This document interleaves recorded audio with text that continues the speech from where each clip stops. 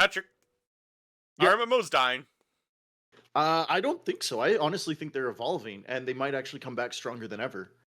Okay, but are new MMOs dying? New MMOs don't seem to be taking off like they used to. I think the MMOs that people are looking at aren't taking off like they're used to. The MMOs people are used to taking off aren't the ones that are doing well. But there's other types of MMOs I think that are doing actually pretty quite well right now. Yeah. Okay. So, welcome to Roy's Bites. We're talking about the design, history, and Future of MMOs. future of MMOs. We care a lot about this topic. We have been MMO players, and not the kind you're used to. Kind of. Yes. For a Well, long time. we played a lot of RuneScape growing up, but we also have O- played just about every other type of MMO under the okay, sun. let's go through a few of the weirder ones. Hmm. Eternal Lands. Yeah, that one's basically just an open source RuneScape clone. It Ilarion. that one is a lot like what Ultima Online is it? I think yeah, it's a lot like Ultima Yeah. Online. I love r- Ilarion though because even when we played it, which was over 10 years ago at this point, their Yeah. site would just say no one plays Ilarion because we were usually the only people online. But And it's it still was like also that. but it's also got this enforced role playing thing. And Yeah. it's a German game and we don't speak German. Well, I speak a little bit, but not a Yeah. lot. Okay, what are some of the others? Uh, oh, we played Mortal Online. Mortal Online. People know about that one. Yeah, that's probably one of the bigger weird ones that we played. Yeah, Haven and Uh, Hearth. yes, that one's a fun one. I Need for like Haven Speed and Hearth. World, and it's private server if you want to play it. Soapbox Race World, check it out. It's fun. Soapbox Race World is dope. What Uh, else? oh, that's a good question. There were so many. We kind of just played. Plane Shift. Plane Shift, yeah, another open source. We played a lot of open sourced ones Yes. because back in the day there wasn't a lot of free MMOs, specifically Well, that worked on Mac. there there was a lot of open or free MMOs, but there was the problem of they all were exactly like WoW. Oh They were yes. just they were just cloning WoW one to one as much as they could. Which Some popular ones we played. We played a bit of WoW, played a bit of Lotro, played a bit of Dungeons and Dragons Online. yeah, Played a uh lot of Dragon Nest. lots of Dragon Nest. We played so much Dragon Nest. Loved it. Don't love it anymore. It they just ruined it. It just feels like a private server now. Yeah. Okay, that's all. Perfect. Okay, Yeah. so why are MMOs failing? And Patrick and I I have plenty of ideas about this one. Well, let's actually talk about why other people think MMOs are failing. Because I think there's a lot of opinions being thrown around out there, and I kind of agree with them to a little bit of an extent, but I don't fully agree with I them. disagree with about 70% of the points, but agree with about 30% of the points. Yeah. That's kind of where So, I'm at. yeah, one of the big ones that I've seen is people say that new MMOs need to rival old MMOs on content. So you come out with a new MMO today, and it needs to have the same amount of content as WoW. And that's And just not feasible. Or RuneScape. that's yeah, that's not feasible. And also, how much dead content is in WoW and RuneScape? There's a lot of dead content. RuneScape, they've done a really good job at going back through and fixing up the old content. But WoW, there's just so much dead stuff that they power you through in Yeah. the early game, Yeah. and nobody ever touches it. Yeah. So it's like you don't actually have to match that. You don't have to have that amount of dead content to make a proper MMO. Because WoW doesn't have if you look at it realistically, WoW probably doesn't have it's still a lot of content. But it's Yes. WoW does not have this 20-year buildup. They have all the regions that no one goes through. Hmm. So Yes. Exactly. And so you don't have to match it on that. You don't have to have this insane scale. But WoW still does have a lot of content, even though there's a lot of dead stuff. Yeah. But it's also just unreasonable to match that, the amount of Uh, active content. Another reason people keep saying it's failing is because it's hard to pull people away from their main game. And I think that's Mm, right. that's a very, very good point. That's a big one. Yeah, it's hard to pull me away from RuneScape for long periods of time. It's Y- it's Yeah, hard to I've pull spent away a WoW 10,000. player for a long period of time. It's just Wait, yeah, it's hard. You've spent tens of thousands of hours, and oftentimes these people have grown up in these games, and this is what they know. They're adults now, and they've been playing it since they were 12, and so it's just a part of their identity that they are a WoW player or a RuneScape player. I or guess Final Final Fantasy. Fantasy. Final Fantasy Yeah, was the one that kind of came in. Final Fantasy and Guild Wars came in as very similar to WoW and kind of competed actually. yeah. I think that's because Guild Wars had a few new ideas. I don't know too much about Final Fantasy Guild Online. Wars I've had never action actually. combat. I don't know anything about Final Fantasy 14. Yeah, I know there was some dodging and stuff in Guild Wars, and then like Raider Z came along and was, I think, more similar to Guild Wars I think Raider because Z there was was the. before Guild Wars 2. Oh, maybe it Guild was. Wars 2, Oh yeah, not Guild Wars. Guild yeah, Wars Guild. was Yeah. like 2005. Mm-hmm. But yeah, Raider Z came along, had action combat, just nothing to do past about it took about 10 hours to beat the MMO. Yeah, there was also events as well. Oh, really? I didn't play that much. Yeah. Uh, I think they were one of the first MMOs to have like major world events where Okay. it was kind of like, oh, this city's getting raided. Stop everything and save the city. Yeah. Okay. So yeah, well, Hmm. I think there was because there was that old one, Morning Online, that I think had those Oh, ideas. But oh, maybe it did. no one played Morning, so I guess that doesn't count. Yeah. No one played Morning for a very good reason. Yeah, if you want to go down a weird rabbit hole, look that up. Yes. um, and then there was games like WildStar where they felt like they had something new, but then it just turned into the same old grind. Okay, what we're trying to say is that one of the reasons we think MMOs aren't succeeding is because you keep making WoW over and over and over again. Why Yes. are you And making WoW over and over and over again? It's been 20 plus years. yeah, we were going to record this episode a couple of weeks ago, and the day before we were supposed to record it, an article by I think Games Radar came out Yeah, about an interview with the Ultima lead Online dev. senior dev. Yes. And he was just saying, "Oh, we have been remaking WoW for 20 some years. Why are we still doing this? And then We should stop." people are wondering why these are failing and you're making WoW again. Hmm. If you're making WoW again, you go back to that first issue we talked about that people are saying, where you have to match them on content. And then you also are dealing with the trying to lure people away because if they're going to leave WoW for WoW, it has to be better than WoW. Yeah. And Like, so that's our yeah. first advice, I guess, design advice. Don't do WoW again. Yeah, and there's been some games Tate and I've looked at fairly recently and played that are kind of in the MMO genre, and some are, I would say, directly in the MMO genre, but they're not WoW, and they're actually doing quite well. Temtem, this Pokemon Temtem, like online game, not really multiplayer. You could play with like a friend, but there's yeah, really you no could, interaction with the community at all. yeah, you see other players in the world, and you can play co-op. At least when we played it, you could just play co-op with friends, but there was other people who existed around you.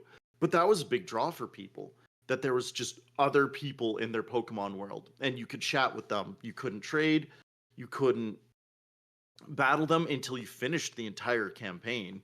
Yeah, it was a bit nuts actually when you look at Yeah, it. But but they that's existed. what I call a massive online game where there really wasn't much of a multiplayer aspect with other people.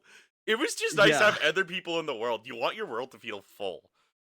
yeah, it was basically a very good single player Pokemon game that had other people existing around you that you could see playing through it at the same time. Yeah, which made the world feel full and nice.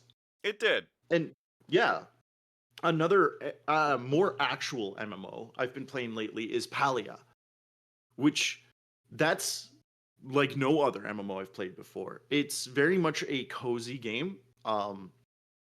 It it's a lot like either Stardew Valley or My Time at Sandrock if you've played those, where you build up relationships with villagers and everything. You have your house and like a little farm that you take care of. There's no real combat. You can hunt, but nothing will hit you back. Yeah. And the game is quite full. I see players constantly in it. There's always people chatting, and the game seems to be doing very, very well. And so this is what we're talking about of targeting other people of Talia was not Mhm. on Patrick's radar, right? No. it was someone else who didn't play games who found Hmm. it and said, "I want to play this." Exactly. And so then I just joined them playing it, And and I was like, wait, this is an MMO. yeah. And so again, this is what we're talking about. Your target audience, I think you have to target some bluer oceans, some greener pastures. Yeah, and then you will catch people like me who are seasoned RuneScape players, and you'll bring me over. But if you just made, well, I guess you can't say that. But I was gonna say if you If you just made just made RuneScape RuneScape again, again, we played Brighter Shores. yeah, I caught myself there. Yeah, if you just made RuneScape again, I'm there for it. Yeah, But not for as uh, long. no, I do actually like the cycle of Brighter Shores of playing it with content drops. Yeah, I like that too. It's like, oh, hey, new content. I'm just gonna go play that. Whereas when I'm playing on a RuneScape Iron Man, I don't play enough where I am getting maxed in 2 years on an Iron Man. Oh, So I'm just constantly chasing. Like there's every time I finish something, there's new content coming out. So every time you I'm log in, there's new content coming out in that game. exactly. So I'm never RuneScape. I'm not ever running out of things to do. There's just always something to do. Whereas Brighter Shores, it was kind of nice to finish the game and then take a break for a while. Kick back, relax. Yeah. Come back to it when I have time. I So, oh, Go I ahead. was gonna talk about the MMO strands theory that I have. Mm, I mhm. have an idea that most MMOs come from two strands that started with two games, EverQuest and Ultima Online. And Mhm. so things like World of Warcraft, Guild Wars 2, Final Fantasy 14 fall into based off EverQuest strand, whereas games like RuneScape, where I'm online, fall into the Yeah. based off Ultima Online strand. Yeah, even Haven and Hearth I'd say is based off of Ultima. Yeah. And so my idea is kind of feel if you wanted to make an MMORPG, it would be easier to try and lure people away in the Ultima Online strand because the EverQuest Mhm. strand has been done to death and has Yes, not we seen a lot of innovation in a very long time. no, and any innovations are so small at this point. What's that new one coming out that's really big? Oh, Uh Ashes of Creation? yeah, Ashes of Creation. Oh, It doesn't look that okay. special. Okay, I want to rant about this server meshing everyone's excited about. Do it. Do it. I want to Do rant it. about this. Okay. Server meshing. It having a ton of people in the world was a problem in 2004. Yeah. We They didn't want this. We all the games actively said we're gonna limit player counts because we could have too many people in the world, and now all of a sudden everyone's thinking, "Oh man, I want everyone in the same world. I want hundreds of thousands of people in my game world." That's gonna be a it makes nightmare, no dude. sense. That's gonna be a nightmare, Exactly. and the way Star Citizen is like, "Oh, we're implementing server machine," doesn't make sense either. It doesn't. No. It does. It seems like a very bad idea. That's gonna up your server costs dramatically and make it completely unsustainable. Well, and what's the benefit? You get to have more objects in the game, and some games that may make sense. And I am using that very generously. It may make sense. Because they were supposed to handle what an extra 200,000 objects per shard Yeah, of the per server server mesh. mesh. Yeah, per mesh. Yeah, which is a ridiculously high amount. You're not going to want to have that many in a single spot in 99.9% of games. Whereas Ashes of Creation, why are they doing it? I understand Star Citizen is going for the sim thing where it's like you blow up a ship and all the little pieces fly off into space and they're there forever or whatever. Cool. But Ashes of Creation, do you want 200,000 drops on the ground? Do you Is want that what you want? 200,000 people roaming around the same city as you? It's like, hey guys, Yeah. we updated this content. It's in this city. 200,000 people in this city. I don't want that. That's too many You, people. your computer is going to light on fire. And I know they're gonna be like, oh, we're gonna filter out players if there's too many in a single area. Then What's the what's the point? difference? Yes. Why would you even bother with that? Whereas a game like Palia, they just have these little worlds where your house is a server. The town, Kilima Valley, is a server. Bahari Bay is a different server. And so they're disconnecting everybody that way. So they're even artificially limiting it there because as you explore the world, you're connecting to different servers. Yeah. There's no need for this server meshing. I genuinely don't think so. And it's just raising the barrier for entry if people feel like they need to make server meshing to have a successful MMO. When I think it's not even a fun design concept. If you look No. at it realistically, if I'm playing RuneScape and I'm having to compete with thousands of people for the same rock, that sounds not like fun. Mhm. Yeah. Or the same mob. Yep. Like in Palia, if you are hunting a deer and you one shot one kill it, no one else can get that deer. Yeah. Well, and in like, wow, if you're killing monsters, monsters aren't instants unless you're in a raid, Yeah. and So and so no one else can kill that. I don't want thousands of people competing for all this stuff. but then it would feel very bad if all the enemies are instanced, and so then just you have 200,000 or 100,000 people killing 100,000 mobs in the same spot. Yeah, that would also feel terrible because then why is this an MMO? Like, I feel like Yeah. competing for resources is kind of an aspect of it because it's interactivity, even though it's what Yeah. it's forced interactivity, even though people don't really see it as that. It is because you are having an Mhm. effect on the game world and other people's play sessions. It makes it feel way more alive. Whereas, oh, all the enemies are instants, that just feels bad. Yeah. I think in Brighter Shores it felt bad too. I Yes. missed competing with people for enemies. I wait, no, you do Would compete with people. Never mind. Brighter Shores, yeah. never mind. But Yeah.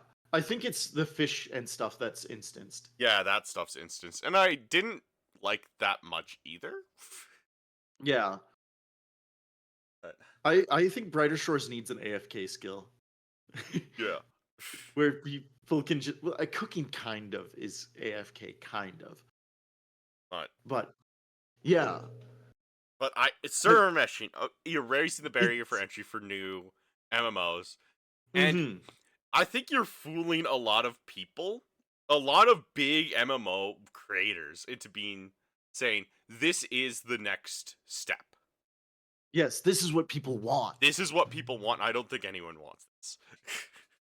Well, I think people think they want it. Yeah, I I don't think they think this actually is a want it. thing where they once they get, they're gonna say, "Oh, never mind," because we had it. We said it was Yeah. terrible back in the day. Well, and why are you just making WoW again with server meshing? Yeah, wow, W- but everyone's in w- the same world. Wow. WoW's Right. basically not an MMO RPG anymore. It's Raid Finder. Yes. So, but why are there just two genres of MMO basically? Like obviously I'm mentioning Palia, but I don't never even hear Palia talked about in the discussion of MMOs.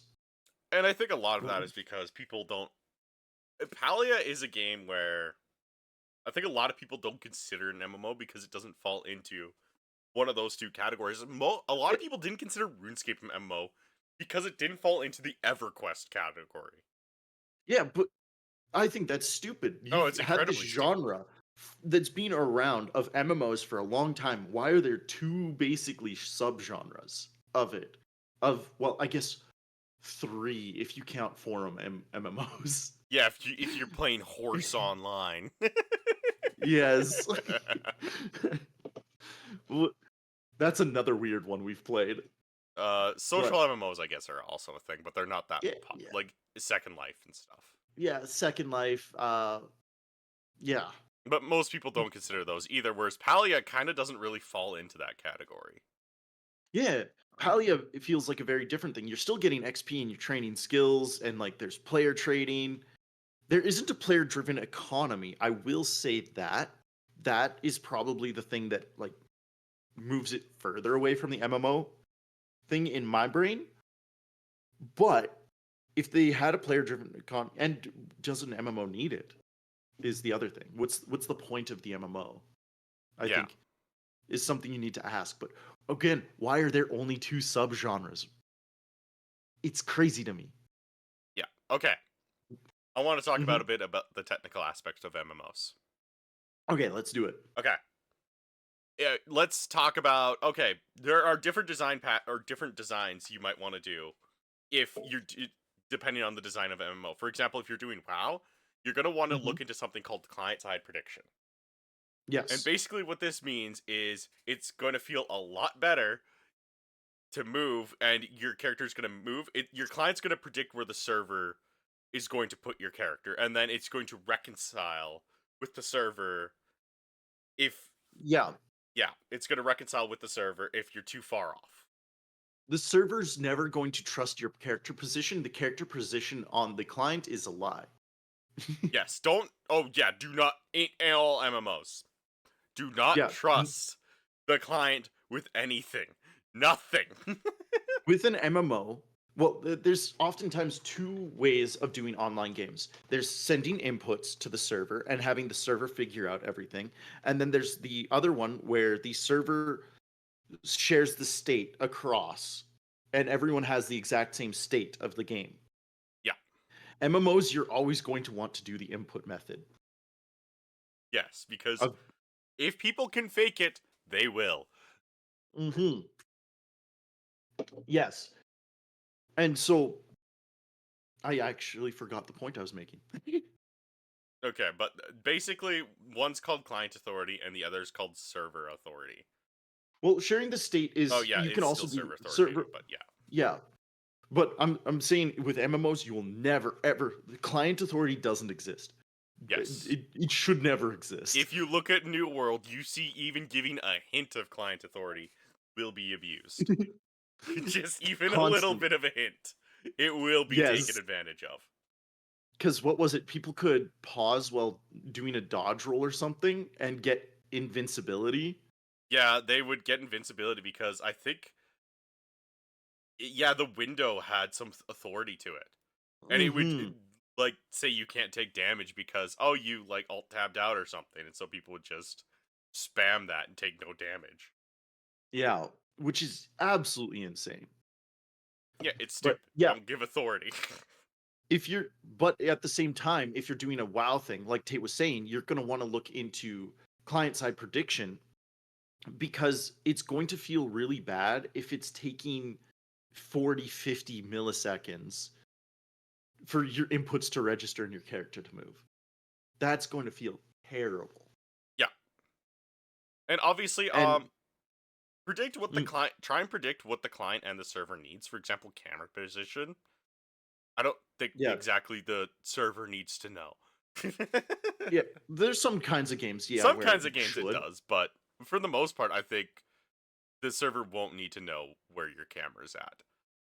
Yeah, unless you have client aiming. Like if you don't want your client to be aiming anything, then it doesn't need to know where your camera is. Yeah. Oh yeah, I guess for shooters you would want to. Yeah. Or if you were doing something like Raider Z, where you had to target your spells. Oh yeah, yeah, yeah. You'd want to know where But they came from, because then they could just yeah, cheat it. but then there's other games like RuneScape where you don't really need client side prediction. No, You can RuneScape, just because everyone's okay with the feeling of clicking and waiting half a second, or yeah 500 milliseconds, or 50 milliseconds to move yeah. along. Back in the day, it was 500 milliseconds, Yeah, but back in the day now it was a lot, but I remember when they added the ping thing to RuneScape, where they would tell you what the ping to each world was in the world select. And I went, what's the point of this? They all say 1,000. yeah, I I was like, remember. this is such a useless number. I remember some games, because of where we lived. We lived in such a small area with such bad internet and made dial-up look good. Yeah, it They was would a just show remote village. question marks because our ping was so bad. League of Legends in the loading screen, they showed everyone's ping at the time. Mine would just show 999. It doesn't go And higher than this. I I never saw it drop below that number. Yeah, but client-side prediction would have made that feel a bit better, at least. Yes. But at the same time, with a game like RuneScape, people really don't mind all that much. No. Client-side prediction could be a decent amount of work for not that much gain for the player feel. For games like Yeah. RuneScape. Or even League of Legends, they don't have prediction at all either. Yeah.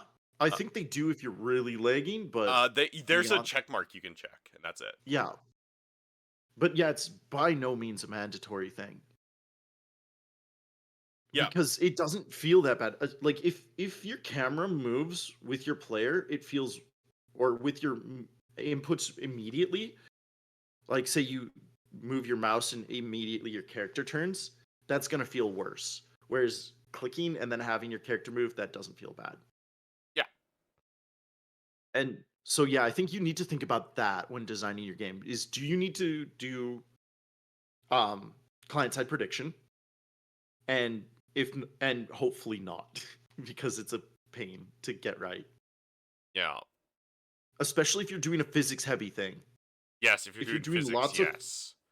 if you're doing a lot of physics, getting client side prediction to work well is gonna suck. Yeah. Okay, is there anything else you want to talk about? I don't have anything more, honestly. I'm reading. Oh, what do you think the future of MMOs will look like? Oh, future of MMOs. I think it's going to be a lot more interesting than it is now. I think companies are finally starting to understand it, especially with Riot canceling or restarting their MMO and saying, "Oh, we were just remaking WoW again." Yeah. So I, many companies just remake WoW. I think the future of MMOs actually looks bright, because here's the thing. I feel like even regular games kind of fell into the trap of, we kept remaking Assassin's Creed for 15 Yeah, years yeah, for and a lot AAA of games games. just Yeah. copied it. Or what's the other one? Far Cry. Yeah, Assassin's Creed and Far Cry. Let's make it open world and not fill it with much. Yeah, and get the tower, explore the world. Yay! So I feel like we're kind of moving into a new uncertain era, and I feel like that's exciting, because Yeah, with where there's games like exploration. Baldur's Gate 3 taking off, Mm-hmm. what else took off? Elden Ring, Uh, Kingdom Come yeah, Deliverance 2. The yeah, CRPGs are kind of making a rise again, which I find interesting. Like, the more yes. complicated ones are kind of coming back, and so I feel that MMOs will have a similar thing eventually. Well, and what happened? Like, platformers were dead for a long time, and then when they came back alive, all of a sudden there was tons of innovation because platformers on the SNES became quite stagnant after a while. They were all just remaking Mario. Yeah, and then There's the some indie interesting scene ones. happened, and all of a sudden it was Super Meat Boy, Fez, Braid, and there was just so many new fresh Hollow ideas. Knight. Hollow Knight. Yeah. There, There's so many new ideas and they've exploded. yeah, and so I feel again, it's we're in this new section of gaming, and I think it's Mhm. actually very exciting if we stop making looter shooters and open world RPGs. Or just Yes. changing up the design a little bit. Yeah, And I would like to see more exploration. I think MMOs will follow suit. I think indie MMOs are going to be the first to show what people like. Yes, like games like Palia. I don't know how big that company is, but I Games like I think Palia, there's dev and teams of Temtem. one or two probably Mhm. will also appear and do okay. And I Yeah, hope. Oh, go ahead.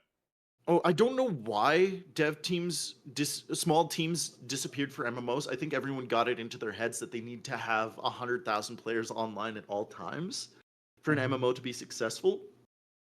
Yeah, I But think back in so. the day, you had teams of just one, two, three guys working together and building an MMO. And now it's easier than ever to build these things. Well, MMOs were kind of the restarting of the indie scene Yeah. back in the day, where you had MUDs, you had these text-based MUDs, which were all by one or two guys. Mm-hmm. And then you moved into MMORPGs, and to be fair, the first two to take off, Ultima and EverQuest, had bigger budgets. True. But after that, it was like things like RuneScape, uh, Dark Age of Camelot, which wasn't a huge company at all. Yeah. There was these smaller studios doing them. Worm And Online. Yeah, it was a lot of one or two dev teams, guys. and now you have these engines like Unity, which take a lot of the difficulty in making a game off. And then you have things like Enet, which takes a lot of the effort out of the networking. And you don't have small teams making MMOs. I'm assuming it's because back in the day, first off, no one cared about half the stuff that we care about now, like client side prediction. That's true. There was a lot less to think about. And MMOs oftentimes also gave client side authority at the time as well. That's also true. And so I'm assuming it's just because our security measures have gone up. And Hmm. yeah, I think it's just a lot of the security measures have gone up. Well, and I think also you have a lot of your small teams who want to make online games making match-based games. They're making Fortnite clones. They're making They're making League what's of Legends clones. yes. Well, no one's making League of Legends. Not anymore. Not anymore. And they weren't small teams either, oddly enough. But yeah, I think so. I think it's just a lot. The barrier for entry for MMOs got higher, and no one really realized it. The Yes. expectation also got higher with MMOs because WoW came out, and all of a sudden it was like, oh wow, It should be huge a triple A game. budgets. Yeah, we need hundreds of millions of dollars dumped into this thing to be successful. When I don't think that was true back in the day. No, and I don't think it's true today. I don't I think think it's true today. specifically it's not true today. Well, what's that You ha- one that took off? Eidolon? Eidolon yeah. Online takeoff, and Albion is another recent success story that was a small dev team that took off. Hmm. Yeah, you have many more tools for marketing your game as a zero budget marketing thing now than you used to. Like, if you go on the r/MMORPG subreddit, they straight up allow you to advertise your game for free if you're an MMO. Like, that's Yeah, they'll pin a post for you for what, a week? something like Or that. At least when I looked way back in the day. yeah. But people are desperate for innovation, and I feel it's just being misplaced on things like server meshing. Yeah, Do and the same thing again, but bigger. No, do something new. mhm. Do something different. Do some get new players in the door, and then those new players will lure some old players over as well. I think There's you need to target different audiences than your WoW and RuneScape players. yeah, that's my probably best advice. It's Yeah. look for greener pastures. All right, I think that's everything. I think that's it. Okay. Yeah. So Thanks for watching, guys. If you like this video, please like and subscribe. And if you have any more thoughts on MMOs, the future of them, or what you think they are doing wrong, please leave them in the comments. Thank Uh, you very much for watching. Bye. See you guys.